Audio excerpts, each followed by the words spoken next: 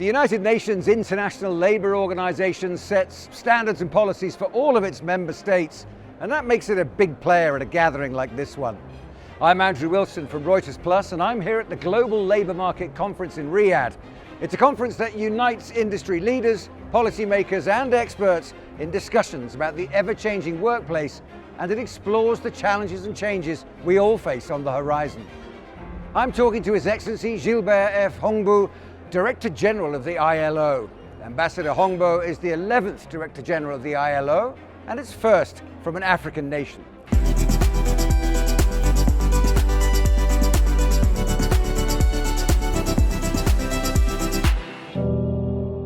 Excellency, thanks very much indeed for joining us. Pleasure to talk to you. Thank you for having me. Let's talk a little bit about this conference first of all. I mean, how important are conferences like this one in terms of the world of work and the future of labour and how these economies can grow? First of all, I mean, the first edition was last year, and I was here last year where we had about 15 member states, 15 countries represented at the ministerial level. And this year I have 40 ministers. So it gives you the importance that the interest that is attracting. As I was saying yesterday in one of the panels, what we noticed is that many Minister of Labour's ministries want opportunities to be together, to compare notes. Particularly, you know, we are living in time of everything, a lot of uncertainties, from geopolitics to the geoeconomics to the technology to the demographic shift, the migration and all of that. So it's really a good forum for different members and also for ILO to be able to interact and hoping that we could together moving the needle. Well, I was going to ask, you know, the ILO represented by yourself, what are your priorities? What are you looking for, or the takeaways you're hoping for in terms of coming to a conference like this? First of all, at the global level, we really want to push on few issues, namely on the skills, the need to step up the investment in skill and upskilling, reskilling, the apprenticeship in the technology environment where we know that there's a very, very fast-paced changes, which is one. The social protection is another one that is quite important for us, because we live in the world, believe it or not, where we still have 3.8 billion people with zero protection worldwide, and this is a major concern for us in ILO. Nowadays, a third point that I want to mention, nowadays, you know that when you start talking about migration, is a huge societal, not only political, but societal concern in the world. Let's face it on that. So, but for ILO perspective, the protection of labor migrants, the protection, not only social protection, but also protection of basic rights, and that is also an important element, is something that also we are dealing here. And with digitization and automation, of course, priorities within advanced economies are concerns about people being reskilled and adapting to the new ways of working. But with migration as well, that doubles the issues, I suppose, for any economy. Protection, particularly for people being what you might class as left behind. I mean, people left behind are two. First of all, the digital access, you know, is a huge concern for us, which increases. Already we know, I believe, I just came back from Davos, where one of the reports that WEF put out there was confirming 22% of the workforce we know will be affected one way or the other, pro or negative. But most clerical type of job, be it, you know, white or blue collar, we know we're going to all be affected. So it is important for us to make sure that we step up this direction of the training. But I like it that you put together those changes with the migration, because there is a debate where typical example is the care economy, where we do know that in global north there's a lot of labor shortages, whereas you have that labor could be available in some of countries in the south. So yet migration remains a big problem. So how do we come to a win-win approach? Because we know that we need each other on that. So this is what ILO and a lot of colleagues are advocating for. It's something we can look at a national level is sustainability, the responsibility or the obligation on countries to green their economies, and keeping an eye on the idea of a just transition and making sure that that becomes a world of opportunities rather than simply challenges. You know, it's quite interesting. As I was saying last week, I was in Davos, and former Vice President of the U.S., Al Gore, in one of the sessions, I remember he was reminding the participant that, you know, if today we have enough investment in the green economy, renewable energy, all those transitions on that digital climate and greening the economy, if we were to have all the investment that are needed, it will create much more jobs than the brown economy and so forth on that.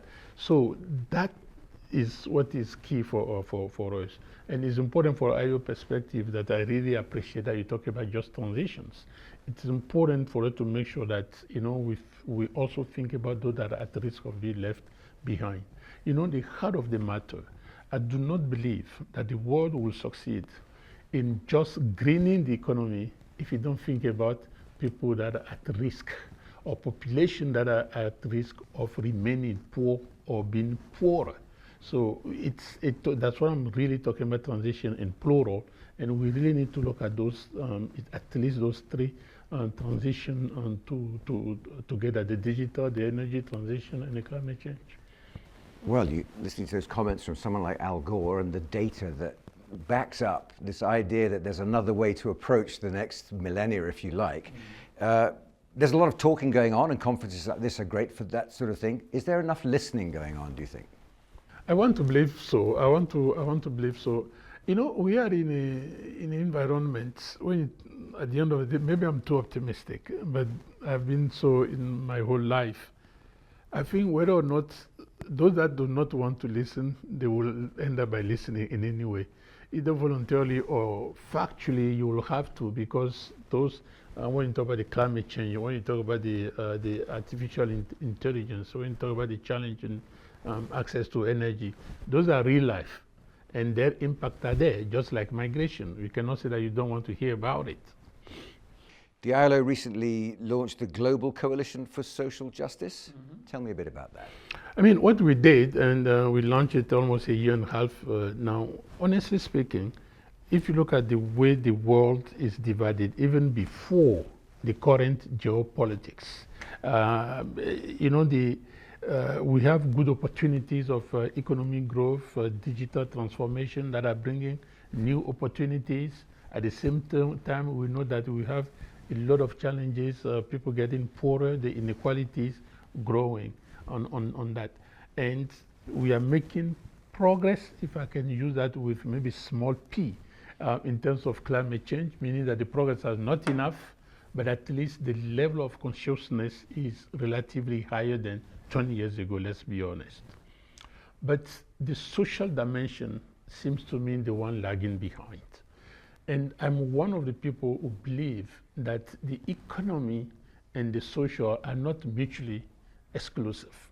This is why we're saying through the Coalition for Social Justice that we need to push for making sure that both the economy, the environment, and the social, the three pillars are moving at the same pace. This is really what we're trying to do. So we have about 300 members, including 86, I believe, member states.